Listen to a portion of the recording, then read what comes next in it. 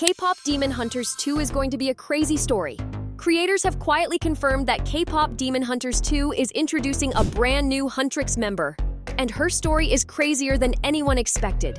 From her secret connections to Rumi, to the fact that this girl might be the new leader of demons, we are about to reveal everything. We've been talking about this for weeks now, about how Rumi has a sister and how they were separated at birth. And the original storyboards shared that this is what the creators originally intended. In those early drafts, Rumi experiences a series of flashbacks that completely reframe the entire movie. Her father wasn't an evil monster or some faceless demon. He was kind, gentle, and genuinely in love with her mother. Their relationship wasn't manipulation or deception. It was real, and it was forbidden. When Celine discovered the truth, she didn't expose him. She didn't exile him, she killed him. And with that single decision, Celine stops being a strict authority figure and becomes something much darker. A villain hiding in plain sight. But the storyboards reveal something even bigger. In those original drafts, Rumi's mother didn't give birth to just one child. She had two baby girls at the same time. One is clearly Rumi. The other is never named. If they were born together, there's only one answer that makes sense. Rumi had a twin sister. And this isn't just speculation. There's a cut storyboard image showing all four of them together. Rumi's mother, her demon father, baby Rumi, and another baby lying right beside her. The creators ultimately removed this entire flashback to keep the movie focused on Rumi's present-day journey, revealing Celine's full turn into a villain and introducing a secret twin. Would have required far more time than a single movie could handle. But once you know this, you can't unsee it. If Celine was willing to kill a demon she loved, and there was a second baby with demon blood, then something clearly happened to that twin. But where has she been? And more importantly, what's going to happen when she rejoins the story? The question of where she's been is actually the easiest part to answer. Rumi's twin sister wasn't hiding out in the demon realm with Guima. She wasn't sealed in some lava cave or drifting through spooky fog. According to insiders, she did something far more dangerous. She lived among humans. Brown contacts to hide those glowing yellow eyes. Normal clothes, a normal routine. No dramatic cape, no evil laugh. Just a regular girl walking around like she doesn't have demon blood running through her veins. But here's the part nobody talks about. Insiders believe she wasn't alone. She may have been raised in secret by the third Sunlight sister, the one nobody ever mentions, the one history conveniently forgot. The sister who stayed out of the spotlight, far away from Celine, far away from the chaos, and far away from the war. And that's what makes this terrifying. Because if she was raised by a legendary hunter and taught how to survive quietly, she wouldn't stand out at all. She could be anyone. A random background character. The girl who appears for 2 seconds and never speaks. Someone you completely overlooked because you were too focused on Rumi on stage. So yeah, if you rewatch the movie, don't blink. The fourth Huntrix member might have already been on screen this entire time. Just blending in, trained, waiting, thinking, not yet. Now the real question is, why is the sister going to show up after all these years?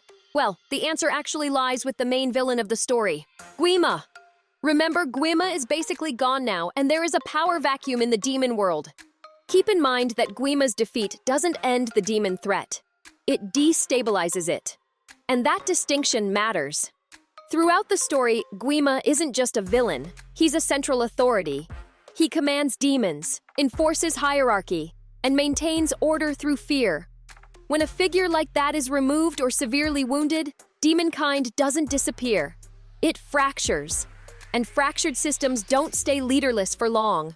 Every major arc in Kpop Demon Hunters points toward a looming succession problem.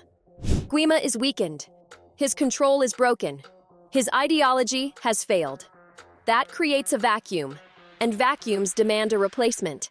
The question isn't whether someone will take his place.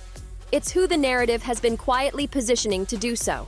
This is where Rumi's twin sister stops being a hidden character and starts looking like an inevitable successor. The storyboards establish something crucial. She isn't just human. She is also a very powerful demon, born directly from Guima's ideological opposite. Where Guima represents domination, corruption, and conquest, the twin represents lineage, survival, and continuity. That alone gives her legitimacy among demons in a way no outsider ever could. Demons don't follow hunters. They don't follow symbols. They follow blood and power. And she has both. More importantly, she's untouched by Guima's direct influence. She didn't grow up under his rule. She wasn't shaped by his methods. That actually makes her more dangerous as a ruler, not less. We already know in this universe that sound matters. Hanmoon isn't just energy. It's soul resonance. It's why Huntrix sings. It's why harmony matters. And it's why the Saja boys were such a massive threat. Their voices didn't overpower Hanmoon through brute force. They countered it. They disrupted it, bent it, and forced it out of balance. Now imagine that same ability, but coming from someone as powerful as Rumi. Rumi's sister is also her mother's child, so she must also have a beautiful voice. If Rumi's sister aligns with demon kind, her voice wouldn't just clash with Hanmoon. It could neutralize it. Where Huntrix stabilizes the barrier through harmony, the sister could destabilize it through inversion. Not screaming it down. Not attacking it directly. Simply singing in a frequency that cancels it out. That makes her more dangerous than Guima ever was, because Guima needed force. She wouldn't. And that's why the demons would want her as their queen. With Guima wounded and his rule broken, demonkind doesn't just need leadership, it needs a new method. Rumi's sister represents that evolution. A demon who doesn't need armies or brute strength to wage war. One voice could undo everything the hunters have built. One song could crack the Hanmoon wide open. That's the nightmare scenario Rumi is trying to prevent.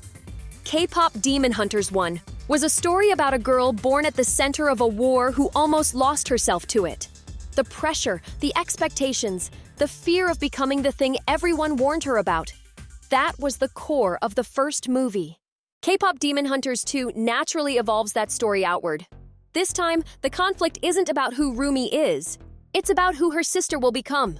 Rumi's twin is walking the exact same path Rumi once stood on. Demon blood, isolation, secrets, and a world that only sees her as a weapon or a threat. Rumi survived that path because she had Huntrix. Because she had people who pulled her back before she crossed the line. Her sister doesn't have that safety net. So Rumi's goal in the sequel is simple and deeply personal. Save her sister from falling into the same darkness she nearly did. Bring her into Huntrix. Make her the fourth member the group was always missing. Not for balance, not for power, but because belonging is what saved Rumi. And she believes it can save her sister too. But while Rumi is trying to pull her sister toward Huntrix, the demons are pulling just as hard in the opposite direction. With Guima defeated, demonkind is leaderless. And in that chaos, Rumi's sister isn't seen as a liability. She's seen as destiny, pure demon blood, untouched by Guima's failures. Raised outside the demon rule, which makes her adaptable, modern, and dangerous in a way the old order never was. To demons, she represents a clean slate. A chance to usher in a new age of demonkind, one that doesn't hide, doesn't beg, and doesn't lose. That's the central tension of the sequel. And if you're like us, counting the days until the sequel drops, click the video on screen now. We've got all the juiciest Kpop Demon Hunters tea straight from an inside source. That's all we can say for now. Until next time, stay tuned. Thanks for watching. We really appreciate you.